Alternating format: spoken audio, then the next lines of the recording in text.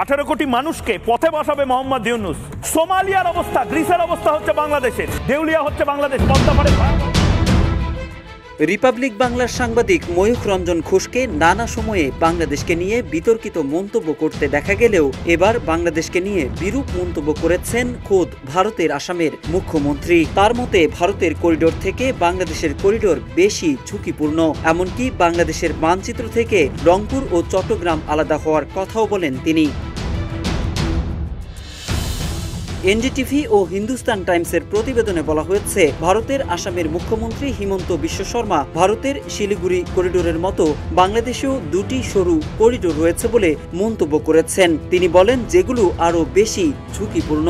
সামাজিক যোগাযোগ মাধ্যম এক্সে দেওয়া এক পোস্টে বাংলাদেশের মানচিত্র নিয়ে এমন বিতর্কিত মন্তব্য করেছেন বিশ্ব শর্মা। ওয়ালটন আবারও মিলিয়নিয়ার অফারে ওয়ালটন ফ্রিজ কিনে আপনিও হয়ে যেতে পারেন মিলিয়নিয়ার। খবরে বলা হয়েছে, হিমন্ত বিশ্ব শর্মা রোববার বাংলাদেশের উদ্দেশ্যে কড়া প্রতিক্রিয়া জানিয়ে বলেন, যারা ভারতের চিকেন স্নেক করিডোর নিয়ে বারবার হুমকি দেন তাদের মনে রাখা উচিত বাংলাদেশের নিজস্ব দুটি চিকেন স্নেক রয়েছে যেগুলো আরও বেশি ঝুঁকিপূর্ণ। তার মতে তিনি শুধু ভৌগোলিক বাস্তবতা তুলে ধরেছেন যেগুলো অনেকে ভুলে যেতে পারেন।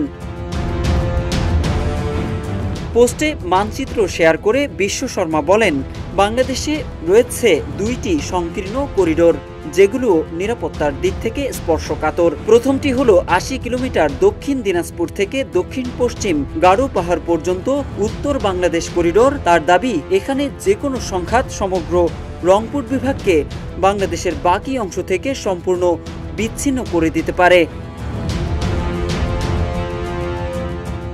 দ্বিতীয়টি হলো দক্ষিণ ত্রিপুরা থেকে বঙ্গোপসাগর পর্যন্ত ২৮ কিলোমিটার দীর্ঘ চট্টগ্রাম করিডোর। এটি বাংলাদেশের বাণিজ্যিক রাজধানী চট্টগ্রামকে রাজনৈতিক রাজধানী ঢাকার সঙ্গে যুক্ত করে। হিমন্তের দাবি, এই করিডোর বাংলাদেশের অর্থনৈতিক ও রাজনৈতিক প্রাণকেন্দ্রকে সংযুক্ত রাখে। চট্টগ্রামের এই অঞ্চলকে ভারতের শিলিগুড়ি করিডোরের থেকে ছোট বলে মন্তব্য করেন আসামের মুখ্যমন্ত্রী।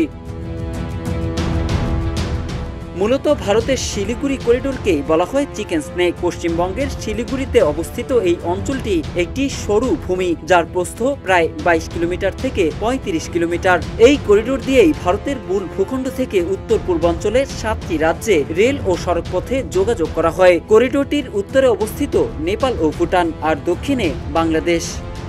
মোহাম্মদ সাইফুল ইসলাম, ইত্তেফাক।